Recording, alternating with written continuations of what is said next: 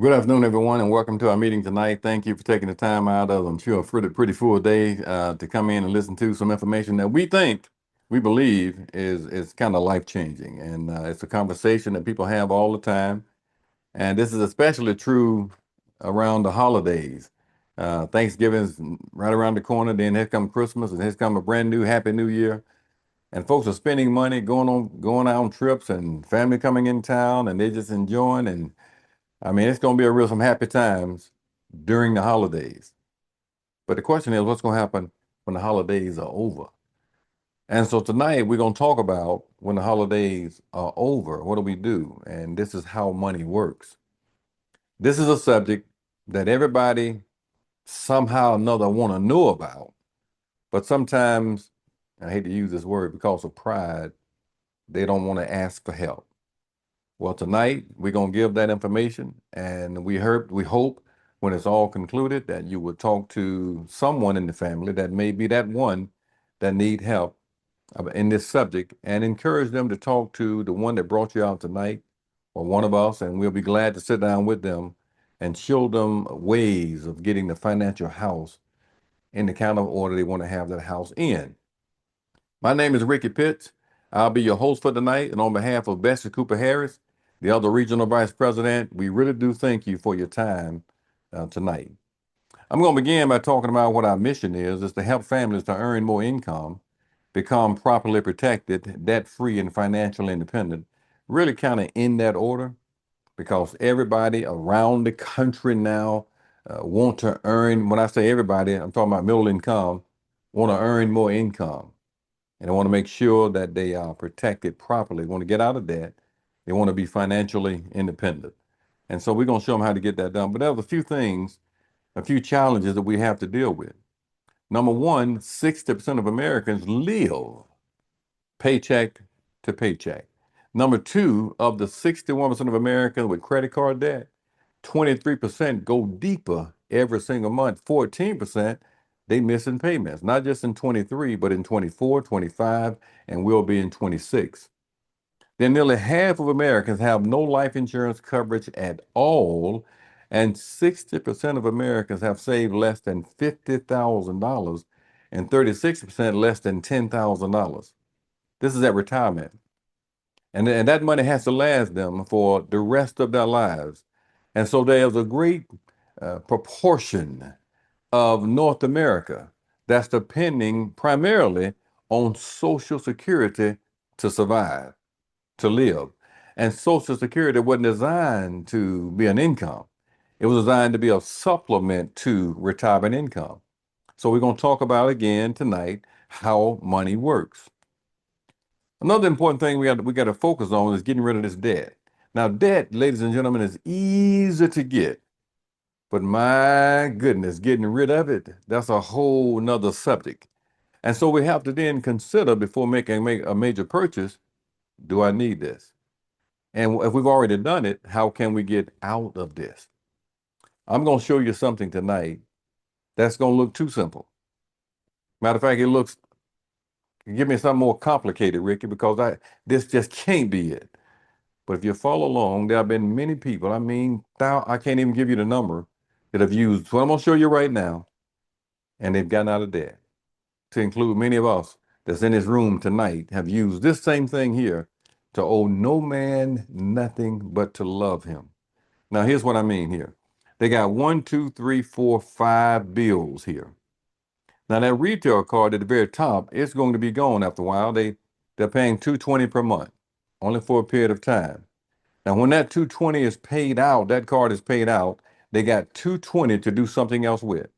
They're going to take that 220 and roll it to the next credit card. That's 353. Now they're going to send them that 220 plus that 353, 573 per month until credit card number 2 is gone. When that's gone, that 573 has to go somewhere else. Now the key is not to take that 573 and say, oh, Lord, you done made a way for me to get me a brand new one. Don't do it. Take that 573. We're gonna add it to the very next payment, which is 551. That's that car loan.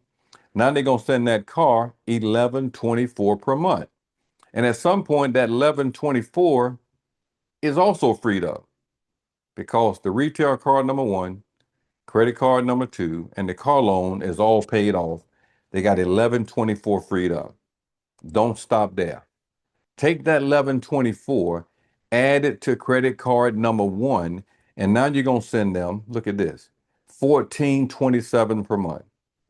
Now, ladies and gentlemen, when you free up 1427 a month, or anything north of $1,000, well, really anything north of $500, all kind of suggestions coming in.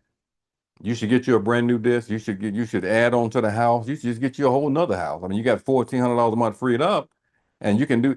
People have all kind of ideas on how to spend your money, and ask you why don't you do it? Don't fall prey to that. Stay with it. Stay with it, because if you take that 1427 and add it to the mortgage, which is 1293 right now, add those two together and send the mortgage company 2720 per month. It's going to make a huge difference. Now, what you see on the screen here is plan A and plan B. Well, let's look at plan A.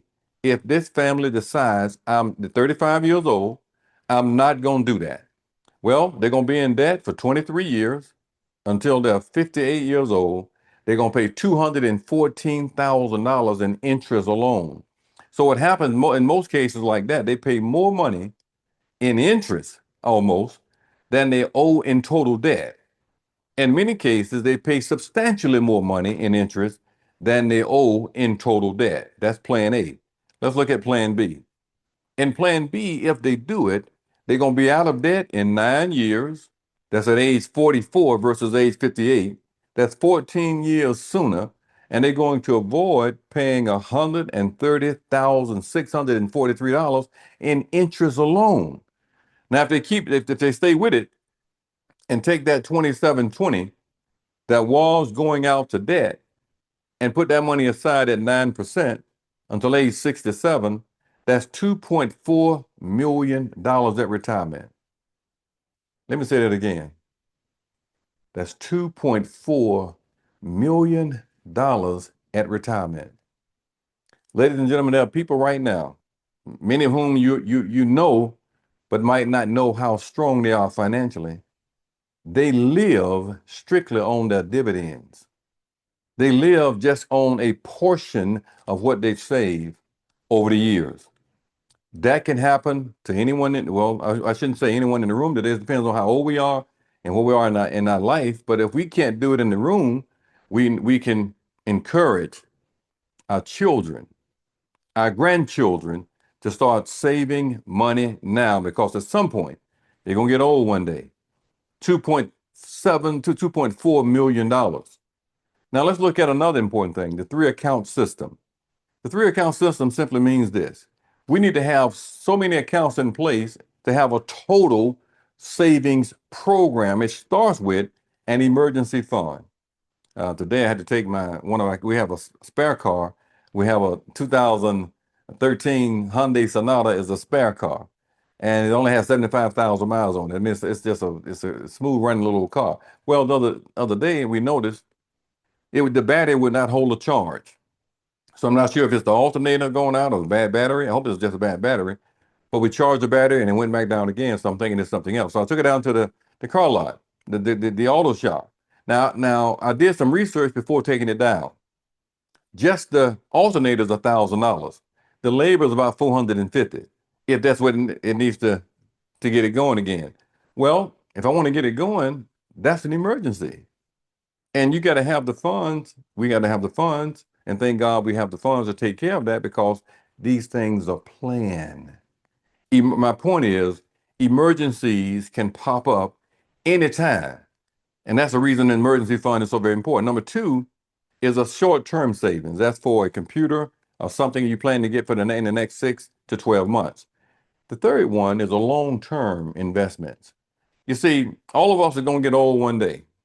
And it's important that we plan for a place that we're going to be in for the rest of our lives. And to plan for that place, we've got to start saving money now. It has to become a mandate. We got to make it a priority, and we have to encourage the next generation. Listen, this is important. You see, people don't realize that time is passing until a whole lot of time has passed. There are many folks get to a certain time and say, had I known then what I know now, you've heard them, things will be a whole lot different. So we are encouraging as much as we can, let's make investing money and planning for tomorrow a priority. Now, to do that, we got to bypass the middleman and become an owner and not a loaner. Here's what's going on with traditional financial institutions. We generally take our money, go right down to the bank. The bank takes that same money and puts that money in a global economy.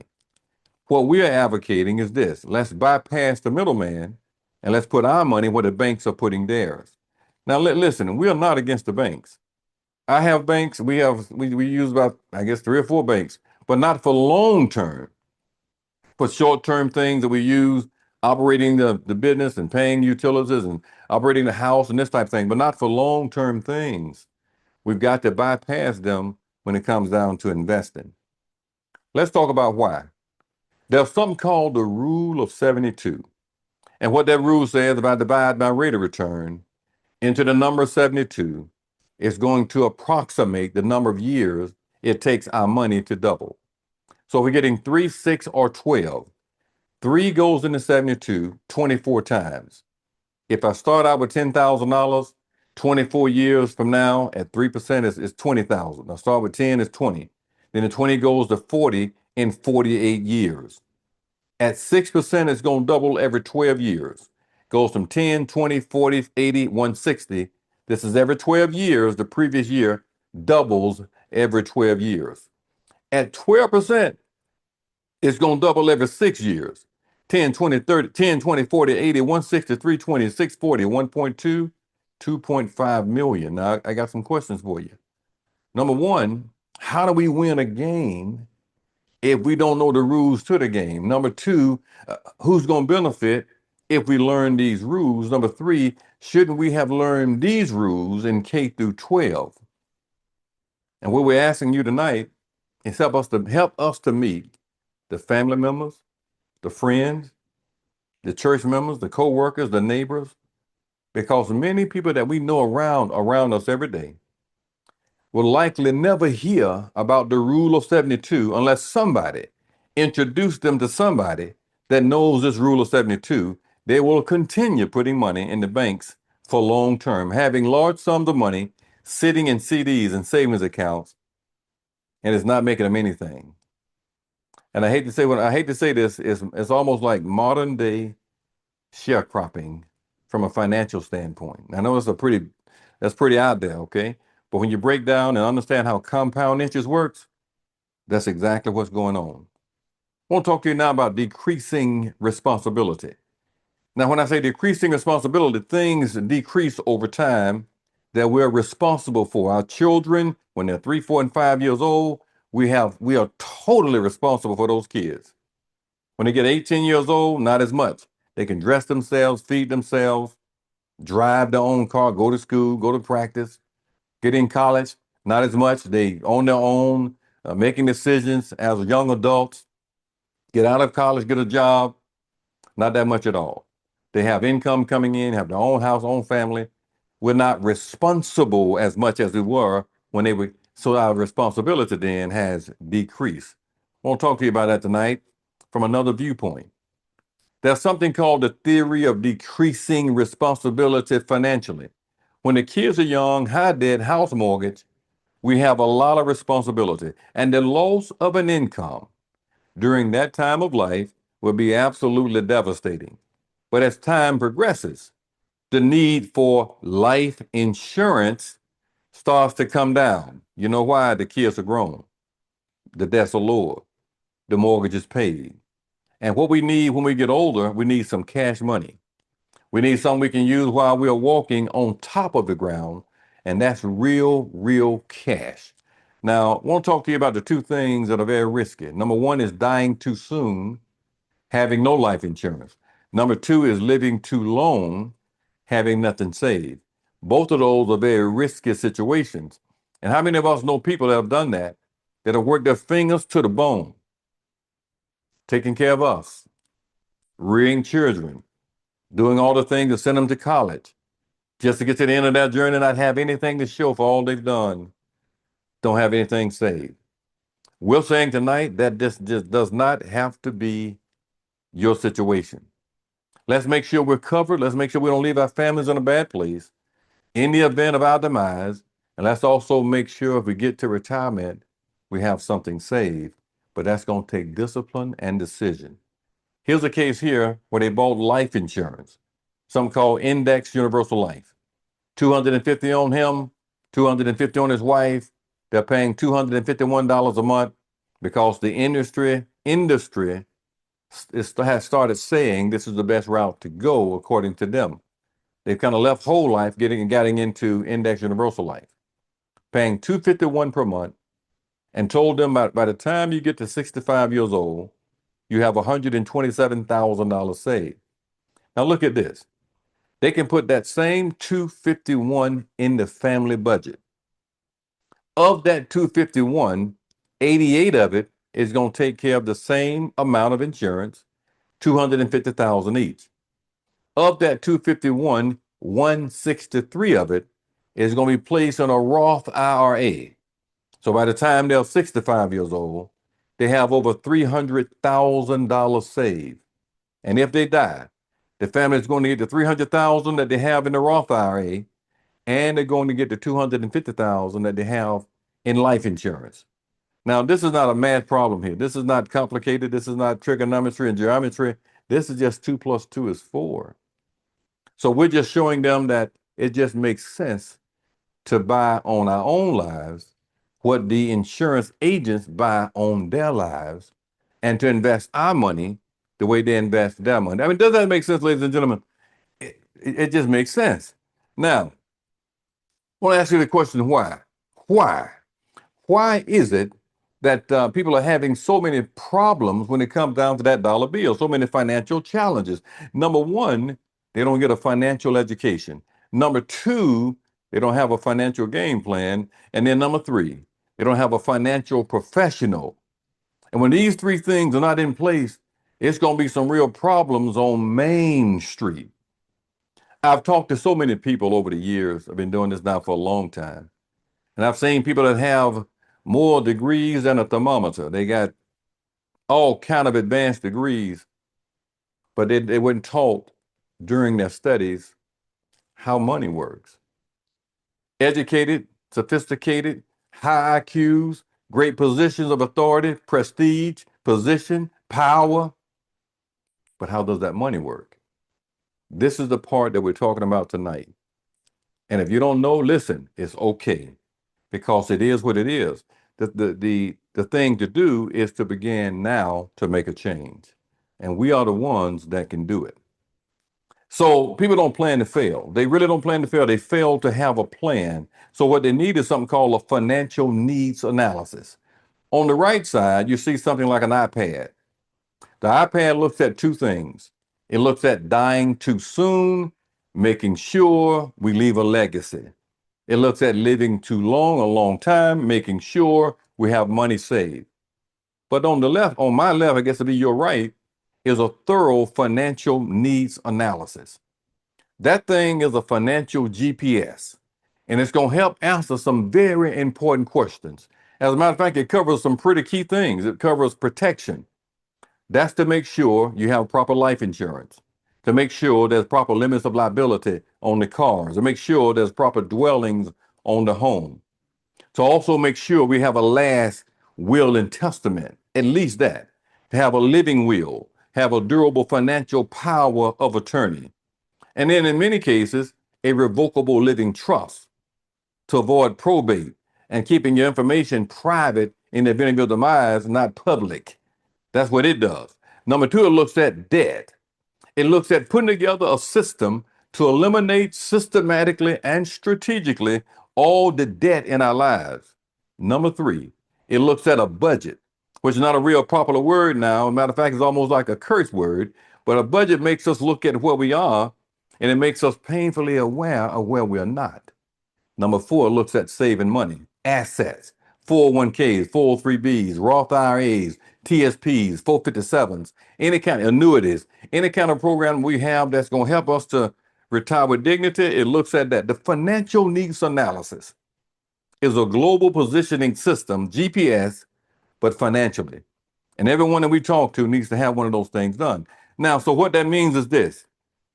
The company has positioned themselves to be a one-stop financial store, supermarket, one-stop shop with home delivery and also with Zoom delivery, which is what we're actually doing here tonight.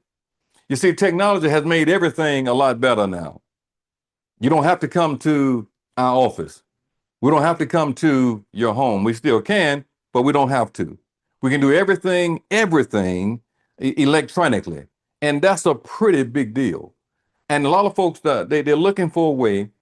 Is there a way that I can get all this done and not have and do it in a real convenient way? Well, ladies and gentlemen, yes, it is a way to get that done and to do it in a very convenient way. And that's what we've made a way to do tonight. And also, we've been doing this now for quite a few years since COVID hit. So now we have no excuse. See, another important thing I want to talk to you about is how we do it. We can't do it all by ourselves. We have to have some help. And my technology here is acting up tonight. But believe me, we got a backup if it doesn't do what it needs to be done. We cannot do all this by ourselves. We had to have help. So the company partnered with some other major firms that, as a matter of fact, some household names I'm sure you've heard of. I'm gonna pull some of them up here tonight if the system stays up. But you've heard of Vivid. You've heard of Fidelity. You've heard of Voya. You've heard of Equitable. You've heard of Corebridge. These are household names.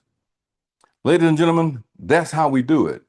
And this system is acting up, but thank goodness I got all this stuff in my head. I hadn't forgot it, so I still knew it. So what I want to say to you tonight, you've seen us talk about some critical things tonight. You've seen us talk about the importance of saving money. You've heard the rule of 72.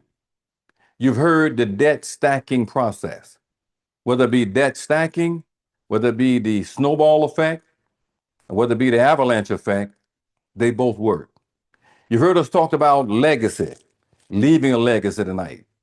You heard us talk about the difference of whole life and term, and while term is a better route to go, and this is what insurance agents do, but they sell a whole lot of whole life and index universal life because there's a whole lot more commission.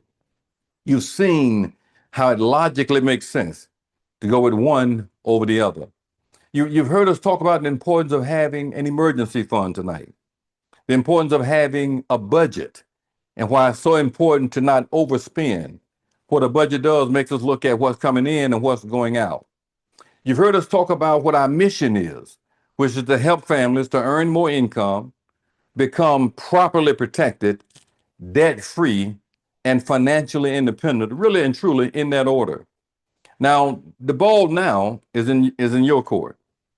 What our job is to do is to provide a focus and provide a system. You provide the discipline. Now, the system that we bring is something called, as I mentioned tonight, a financial needs analysis. You see, we've all heard down through the years it's important to write it down.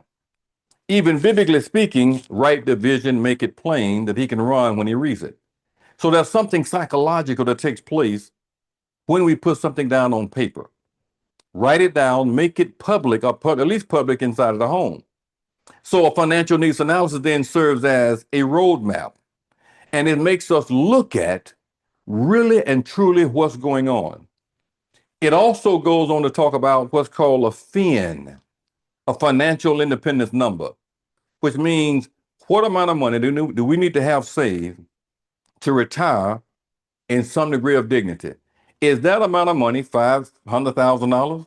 Is that $250,000? Is that 1.2 million? What dollar amount do we need to have saved to retire the way we want to retire? Once we determine that, after doing a financial needs analysis, the question then becomes, how am I going to do it?